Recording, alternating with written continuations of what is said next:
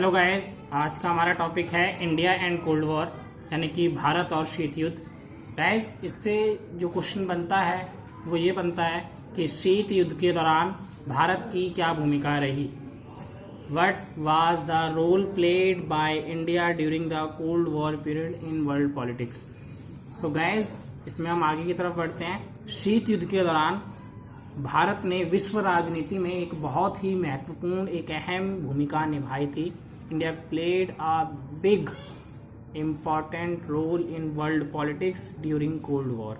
First of all, India took a big step to staying away from these two alliance, यानी कि आपको पता है कि शीत युद्ध के दौरान जो विश्व है वो दो गुटों में बंट जाता है, दो भागों में बंट जाता है, और भारत शीत युद्ध के दौरान इन दोनों ही गुटों से दूर रहता है। वो फैसला लेता है कि वो महाशक्तियों के दोनों ही गुटों से दूर रहेगा, किसी भी गुट में शामिल नहीं होगा। ये भारत ने पहला महत्वपूर्ण कदम उठाया। Second, India raised it voice to against newly decolonised countries becoming part of this alliance, यानी कि साथ ही साथ ऐसे देश जो उपनिवेशवाद से मुक्त हो रहे थे। शीत युद्ध के दौरान इस पीरियड के अंदर कई सारे देश जो उपनिवेशवाद के शिकार थे, अब वो उपनिवेशवाद से मुक्त हो रहे थे, और मुक्त होने के साथ वो अब महाशक्तियों के गुटों में शामिल होने का विचार कर रहे थे। भारत के द्वारा इस विचार का भी विरोध किया जाता है, यानी कि जो नव उपनिवेशवाद से मुक्त देश थे, भारत ने उनका महाशक्तियों के गुटों में शामिल होने का विरोध किया। ये सेकेंड रोल था। साथ ही India played a key role in a foundation of non alignment movement. मैंने बताया था शीत युद्ध के दौरान की एक और महत्वपूर्ण घटना है 1961 में गुटनिरपेक्ष आंदोलन की स्थापना। और गुटनिरपेक्ष आंदोलन की स्थापना में भारत की एक बहुत ही महत्वपूर्ण भूमिका थी। भारत के नेता पंडित जवाहरलाल नेहरू ने इसमें बहुत महत्वपूर्ण भूमिका अदा की थी। नेक्स्ट, साथ ही India motivated newly independent countries to become a part of name non alignment movement, यानी साथ ही भारत द्वारा ये जो उपनिवेशवाद से मुक्त होने वाले नव स्वतंत्र देश हैं, इन देशों को ये प्रेरित किया जाता है कि वो महाशक्तियों के गुटों में शामिल ना होकर गुटनिरपेक्ष आंदोलन में शामिल हों, ताकि वो अपनी संप्रभुता, अपना विकास कर सकें और साथ ही साथ महाशक्तियों के बीच में संघर्ष को कम करने में कोशिश कर सकें। देन नेक्स्ट पॉइंट जो गाइस आता है वो आता है India tried to reduce difference between the alliance and super power and meditate them, यानी कि शीत युद्ध के दौरान दोनों ही महाशक्तियों के बीच में जो तनाव है, जो संघर्ष है, जो मतभेद है, उन्हें कम करने का प्रयास किया जाता है भारत के द्वारा।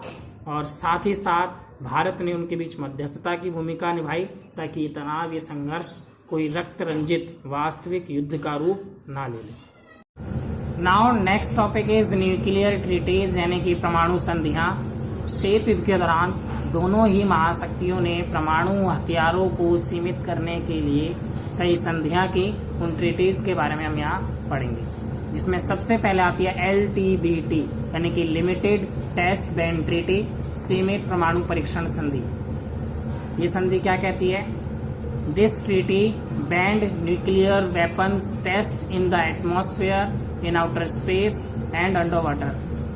इट मीन्स ये जो संधि है सीमित परमाणु परीक्षण संधि, ये वायुमंडल, बाहरी अंतरिक्ष और जल के अंदर परमाणु परीक्षण पर प्रतिबंध लगाती है, रोक लगाती है।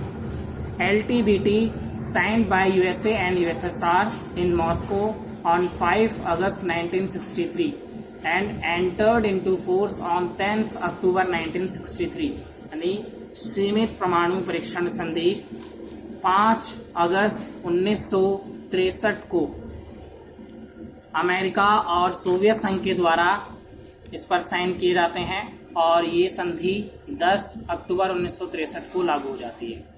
नाउ गाइस, जो नेक्स्ट ट्रीटी है उसका नाम है NPT, यानी कि न्यूक्लियर नॉन प्लोरिफरेशन ट्रीटी, यानी परमाणु अप्रसार संधि।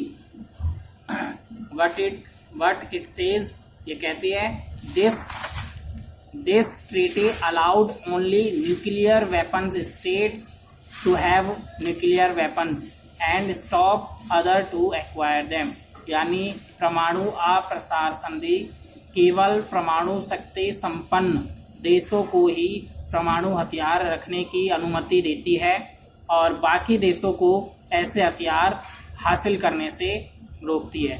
आप गाइस एक क्वेश्चन ये उठता है कि कौन है परमाणु शक्ति संपन्न राष्ट्र, तो इसका मैं क्राइटेरिया बता रहा हूँ। 1 जनवरी 1967 से पहले जिस किसी भी देश ने कोई परमाणु हथियार बनाया हो, कोई विस्फोट किया हो, किसी विस्फोटक सामग्री का निर्माण किया हो, वही परमाणु शक्ति संपन्न राष्ट्र में गिने जाते हैं। इसमें 5 देश गिने जाते हैं, अमेरिका, रूस, ब्रिटेन, फ्रांस और चीन। बस। Now NPT signed in Washington, London and Moscow on 1st July 1968, but this treaty entered into force in 1970 and extended indefinitely in 1995। यानी कि इस संधि पर NPT पर 1968 1 जुलाई को वॉशिंगटन, लंदन और मॉस्को में हस्ताक्षर किए जाते हैं, लेकिन 1970 से ये संधि लागू हो जाती है और उसके बाद 1995 में इस संधि को अनियत काल के लिए बढ़ा दिया जाता है। इसके बाद एक छोटा सा और है साल्ट। आप गाइस इसको आगे पढ़ लीजिए। साल्ट, स्टार्ट, इनके बारे में आपको थोड़ा सा पता होना चाहिए। Salt strategic arms limitation talk, यानी कि सामरिक अस्त्र परिसीमन वार्ता, जो कि 1969 में इसका पहला चरण चालू होता है और इसमें 1972 में एक संधि की जाती है जिसका नाम है ABMT, anti ballistic missile treaty. इसी के साथ हम इस चैप्टर को समाप्त कर लें। Thank you very much.